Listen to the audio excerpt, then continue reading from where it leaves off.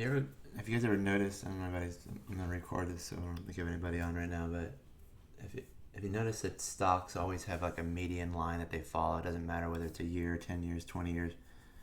There's always like a center line that they tend to gravitate towards. So, like on QuantumScape, this seems to be the center line, and now it's kind of riding the center line up. I like QuantumScape more than Neo. I think you can do like a pair trade. I think you could actually short. Um, I think you could actually short Neo and go long QS. I just hate that because that almost guarantees you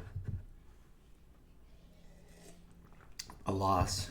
I guess you could say it's hard for them to go completely in opposite directions. But I do think the cream's going to rise to above the.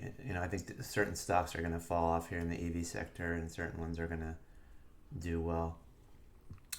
So QuantumScape, I actually like the action in QuantumScape lately. Even when you look at like the S&P 500, SPY, you can see it has a median line too. It doesn't matter what time frame you look at. Here's the median line within this time frame right now. You can even look at like a 10-year time frame. Let me see if I can condense this and you'll see what I'm talking about.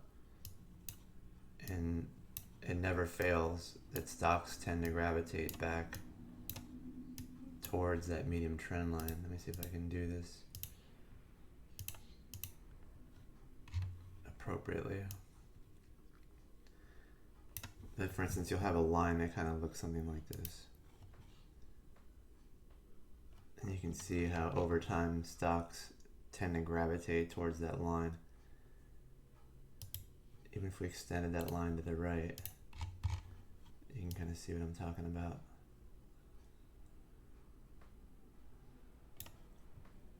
In different angles too, you'll see how that eventually will probably pull back to that line, which kind of sounds crazy, but the line is continually moving higher. So I don't like the market the way it's acting right now. I think we're kind of flattening out. McClellan oscillator is starting to get a little bit flat, but I do like QuantumScape. I'm wondering if I do like QuantumScape on pullbacks QS. As far as in the EV space, I think this is the one to watch. But the market literally has turned into like a giant video game casino, especially when you look at stocks yesterday. What was it? Went up WNW. I mean, comes out public, no one cares. It's like it's $7 and goes to $160. I mean, I've never seen moves like this. Look at the 3-day, 10-minute chart on this thing. It's probably got a bunch of gaps in there. These are halts. They kept halting the stock. But look at this move. First day of trading, it was flat, $7. Nobody cared. Next day, gaps. And then you have multiple halts in the stock. And breaks all the way back up to what, 50-something dollars?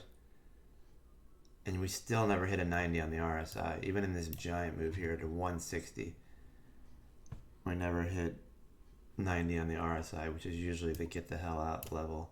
I think we came close. We didn't even hit 85, which is nutso. So these are like lottery tickets that people are buying, I think. OCG was the same thing, wasn't it?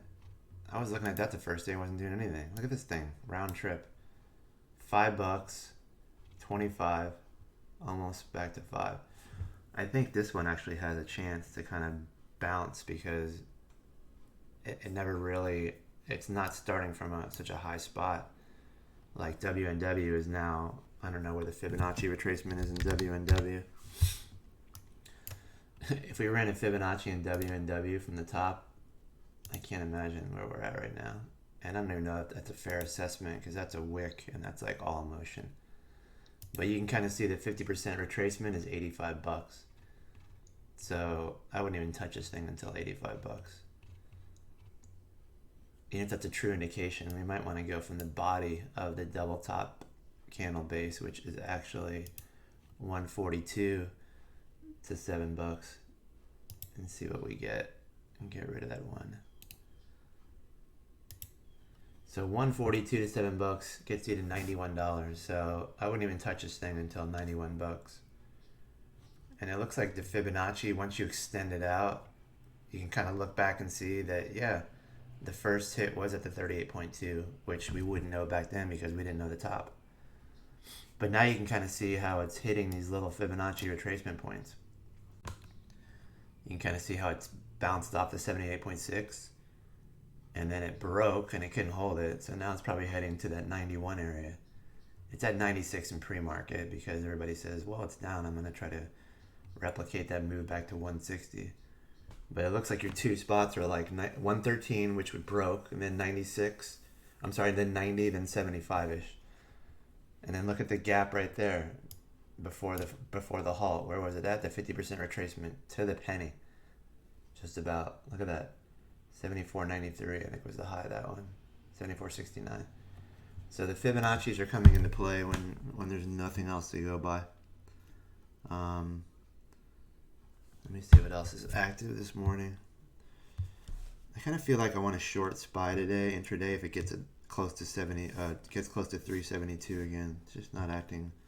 It's kind of grinding into this level here, and the shape of the MACD on the SPY doesn't really say we have like much room for a breakout here unless it's a complete emotional blow off top where some short covering comes in. Because now we're hitting this upper trend line on the wedge here on SPY, and it feels like it wants to go back and keep touching this median trend line, which brings it back into the 365 area, which is not going to be pretty, but we'll have to see how that goes. Let's see what's active today. Zoom, I kind of feel like Zoom is the same thing. Every stock has a median trend line that it wants to gravitate towards. Look at that. Every time it goes below the trend line, the median line, now look, it's right back to it. So I kind of think Zoom has bottomed out here short term, but under 406 it loses steam. So if we look at a 3-day, let me see if we can figure out. I think there's one more run left in Zoom. I kind of think some more bad news is going to come out. People don't want to take the vaccine, whatever. See, it did tap my median trend, my trend line right there at 376. I think I bought some that day actually. 376, and then now we have like a little bit of a break, a little bit of a break point here. So, I think if we get down to like 395 again, 396, Zoom will probably bounce again. Let's look at gold. GLD has been doing good. It finally broke the downtrend, but now it's still just channeling. And I talked about it too, that this could be a head fake because a lot of times commodities will actually break and go lower and get you just completely blown out right before the biggest moves up. So if that was like a descending trend line, that actually turned into the little bounce area. I don't even know if these line up, but I think they probably do. And now are we channeling again, and then we're extended above the channel? And we're just in this long-term downward trend because there's been a few spikes above this channel on these island gaps and left some head fakes with this little doji here, another head fake here.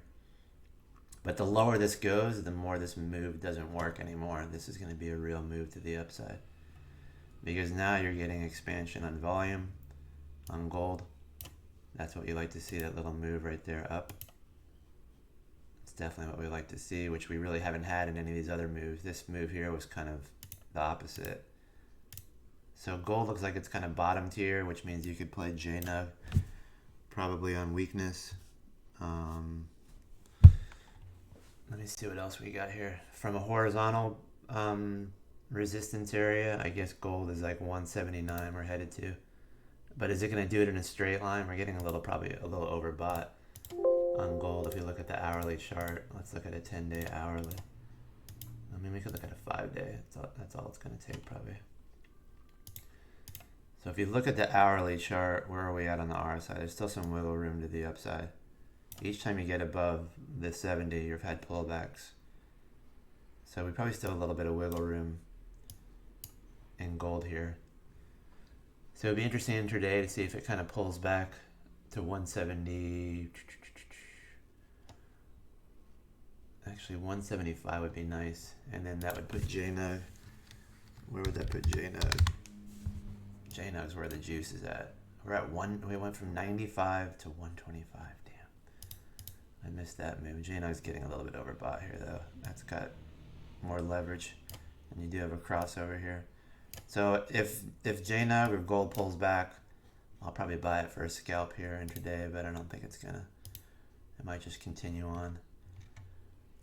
Veri looked interesting. Now it's kind of flattening out, but we're putting in a lot of tails around 14 bucks. It'd be interesting to see because we're filling these candles now to the downside. But I do like this. Anything in the therapeutics like genomics and biotech, support is 1340. I can't imagine it's going to break that. But the first day of trading this one was great. It just kept launching. These are at 1 hour block charts here. They look candles look fantastic on the uptrend there. But once again, what does this look like on a Fibonacci? Because that seems to be like the guide for where stuff's going, because you don't really have a technical history on a stock that just went IPO. So maybe 1356, 1360 would be the 50% retracement from the move we've had from the bottom. So maybe we get some 1350s.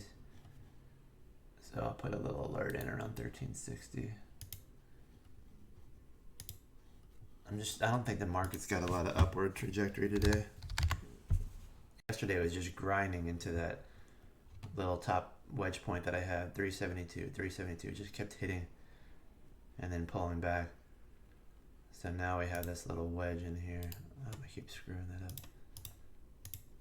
Let's look at the 5-day, 20 minutes. So which way are we gonna give out here on SPY? Not that it even matters, because all these little crazy micro caps don't really give a shit what the market does. That's kind of the SPY move, and then you probably have another channel that kind of rides along here like this. So maybe 370, 30 is a support area on SPY. Then the next area is like 369.70. Let's see what's active this morning. What is the crazy stock of the day? There's only one IPO that's out today that's not SPAC related. I believe maybe two. MedTech, MTAC, that's a SPAC also. Actually, there isn't. Yeah, there's only one. Mass. What is it called? 908 Devices Inc. MASS. What's the story on MASS? Let's look it up and see if it's worthy of a play. Because these IPOs have been rolling and rocking and rolling lately. MASS. Does anybody can even follow this thing? Let me check on Seeking Alpha. See what the boomers say. I'm a boomer, so let's see. MASS. Nothing. What do they do? No one even knows. Oh wait, here it is. US IPO. Oh, it's a Russian e-commerce company. What? This could be interesting.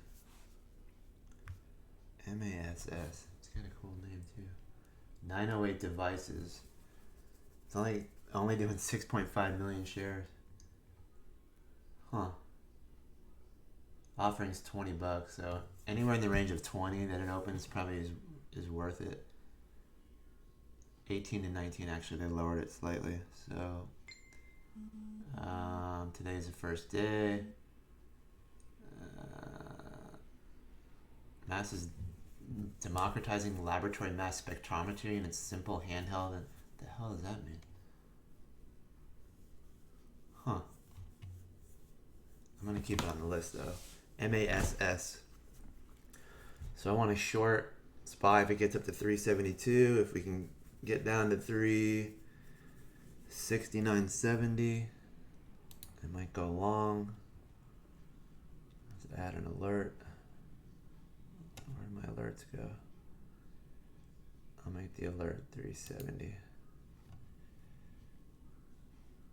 I gotta go into intraday. Today, 20 minute. Do the first alert here.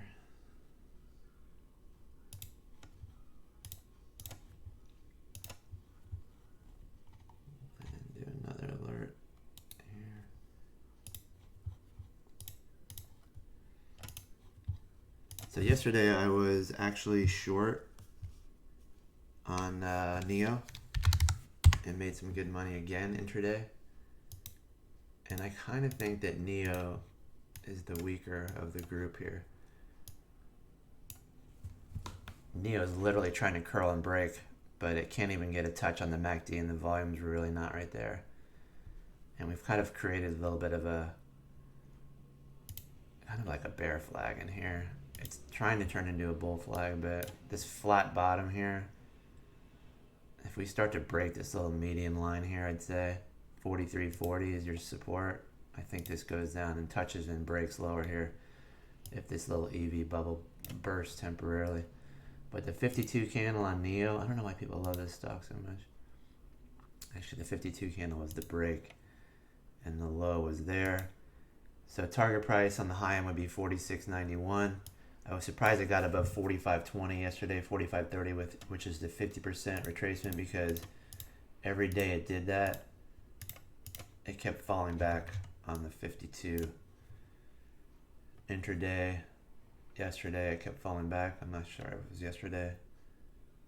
Oh no, I'm sorry, it was 45. Every time I got close to 45, it would drop. So I shorted it, and my line might be off. I shorted it at 45.20, and then covered in the 43s. It got close again and fell. Got close again and fell. Got close yesterday and fell. Every time it got to 45 yesterday, I was shorting Neo and making money. And then it made this last move, and I went long. These are 10-minute charts. So once it started to curl back up in here, I was shocked that it was starting to get back above the 45 again, and I went long and caught this little spike and sold it into the close. So part of being a good trader is not letting like your opinion on a stock change what it's showing you technically. And this stock I hate. Or fundamentally, I don't really like it. I think it's really overvalued and ridiculously, insanely speculative, but you can't deny moves that you see intraday, and I have to kind of be able to switch gears, because when I started to see us attack this little trend line here where we should have gone down at the 44.70, we bounce, we break, and then we retest. We should have fallen right in here. Oops, right across here, we should have fallen down. And then I had to really think, okay, this thing might be a long trade here. And I bought the dip along the lower trend line at 44.80 and then ran it up into the Fibonacci at 46. So it was a nice move from there to there. I did not catch the complete extent of the move, but I got enough of it to where I made some good money. So this morning, what do we have this morning that's moving crazy? We had one stock, which one was it? CYTH is moving. CNSP, I don't like how that's getting below 370 now. CNS Pharmaceuticals could be active. CNSP, it's got a ton of volume too. What does the year chart look like on CNSP? Let's look at a 3-year daily. 290 would be the support level. The old breakout area, 290 area would be support. There's a pivot at 398 right in here, and it's not able to hold above there. So it's probably broke VWAP already pre-market. Let's look at this one. Yeah, it already broke VWAP, but it hasn't really broke this upward trend here. Next support level obviously is going to be the cup and handle top around 350. But the biggest volume we've seen has been on the sell side. Here's this breakdown top here. Here's your buying culmination spike there. I know this is just pre-market, so it's still got a little bit of weakness here. I don't think I'd be buying into this just yet. But we might straddle the lower expansion of the line here and then pop back up, which would bring us down to like the 350 area. Some of these can like completely reverse these moves and go parabolic. It's probably forming somewhat of a little channel in here from this little pivot break. You probably have a little bit of a channel line. See how you have that channel line in there? So maybe we're just channeling from the pivot breakout, which corresponds with the high volume move and the MACD cross to positive. See the MACD cross to positive. If this was trading intraday, I would have bought right here. But I don't buy pre-market because I'm buying big, if I'm buying a big share position, I need to have a stop in because I'm usually doing like a bracket trade. So if this was intraday move, that's a total buy there. Break with a sharp move above the MACD. You have volume expansion. This is the kind of stuff we're looking for intraday. And this is where we take these stocks like this and we just watch them. We watch for pattern changes. So look at the big volume expansion there. Look at that massive volume expansion. So there's the break to the upper end. And now we're just kind of trading between this channel here. Pivot break becomes your first point, not here. Pivot break, top. We're straddling the intraday exponential moving average. You hit the top again, and then this big sell candle right here. Once this little trend breaks, it breaks this little intraday pattern here, and you can see this aligns perfectly with the highest volume move of the day. So we know that the pivot break top here, 445, because it retested it right here again, and then you have another high volume, and then they just gave it up right in here once it broke. Once it broke VWAP, they just kind of sold it off. So now you're kind of trending. We'll check out what patterns that shows later in the day. But CNSP definitely on the watch list. Maybe we go back down and retest the breakout pivot at 318. And who knows, these things can go, and create a new channel. We could completely blow out this 454 later today. But so far, the high selling's been on the high moves have been on the sell side. So I'd be a little bit careful with CNSP. And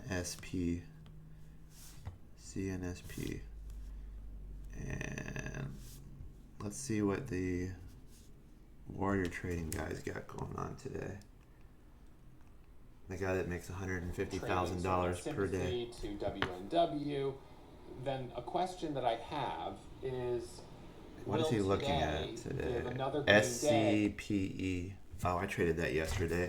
And we have two big green days in a row the way we did on WNW. SCPE right? Was crazy yesterday. Will we have a second? So on day did you guys see this move yesterday? And I caught it perfectly. Or into the close. Was it SCPE? No, it wasn't. It was. But it was pulling back. SCPS yesterday. Holy crap! From $60 to $160 a share. Can you believe it? All right, dude, relax. Unbelievable. Sold up. Yesterday was perfect. This is the kind of stuff we're looking for on Twitch Live. And excuse all the lines here. But SCPS was wedging yesterday, made this crazy move that I did not catch, by the way, from $20 to like $50. And then it comes all the way down, and now I'm starting to watch it. Now I'm interested. Because when it got here, I probably missed that as well. I think I started to tune into the stock right in this area here around 36. And I'm trying to create a pattern, like what's it doing? Now it's starting to create a really definitive pattern. And these are 3-minute charts, which I don't really use. I use 1s, 2s, 5s, and 10s. And it started to create this pattern, and then it was tightening. I wanted to see where the first bounce. Was it going to just break here and continue to the downside? Nope. It started really wedging here. Now I'm like, all right, here's the buy. Because all it had to do was break above that 29.20 area, wherever it was. Yeah, 29.20 was that line that I created right here. And it did it on this big volume when I was in, and I got stuck in a halt. And I had sold, I think I did. I'd sold before the halt. I left money on the table on this one. I sold before the halt. So shame on me, I left a lot of money on the table. I think I had 300 shares. So from 32 to 43, yeah. I mean, I only left $3,000 on the table. That's a lot of money for me, actually. I'm not the Warrior Trading guy that makes $150,000 a trade. So yeah, I just sold into that move. It doesn't look like a lot on a 10-minute chart or on a 3-minute chart, but intraday when you looked at it on 1-minute charts, I was happy. And I'm still getting acclimated to this market. I've been trading for over 25 years. I've never seen moves like this. So when I get a spike on a 1-minute chart that's going up 3, 4, 5 points and I have 300 shares, I'm selling into this move. Whoopsie daisy. But look at that. I was happy with that. It was 31, 32. I mean, come on. And then they halted it. I would have freaked out anyway. As soon as they halted, I would have sold into this move here. Because when you have 300 shares, 500 shares, 1,000 shares, these moves from like 38 to 35 when you're moving, $3,000 in your account, depending on how big your account is, I guess, is pretty intense. I mean, I couldn't stomach a move from 42 to 33. I mean, 10-point moves if I'm in 1,000 shares. I don't want to see like my account swing $10,000. So what is this dude looking at right now? Validity of trend lines is how many times has it tapped that level and respected it. I can't even see if fucking thing is so unclear. Congratulations to those of you guys who traded this after I left, because this thing went. I mean, where was it? It was halting going up right here when I was doing the All right, I'm gonna check back in. We have a massive one viewer, and I'm going to, like I said, look for patterns. This is all I do all day. We have a massive one viewer. Oops, I'm listening to myself. Sorry about that. I will be back on in a little bit, guys. If I see anything interesting, but that's the name of the game for me. I'm not a big trader right off the bat and stuff. I tend to wait for patterns to develop unless it's something fundamentally that I like an Amazon, Qualcomm. What's else on my spy list here? Weemy, I have a position in that. Wish has been interesting recently. WISH can continue this move. I like this company fundamentally for an IPO. We seem to have an imbalance to the upside. If this was the median trend line here recently, between the bulls and the bears, the bears are winning there and they retest it. It might actually be like this, and we're kind of running into it. So we probably have two trend lines here on Wish context logic. So remember, we're looking for MASS today to open up. Wish could be interesting. We'll keep that on the wish list, on the watch list, because they can't seem to hold this down. It's kind of gravitating towards this upper end here. It's a lot of chop though, but you can kind of see what we're looking at. We're looking at energy levels of directional change. So I'll be back in a little bit.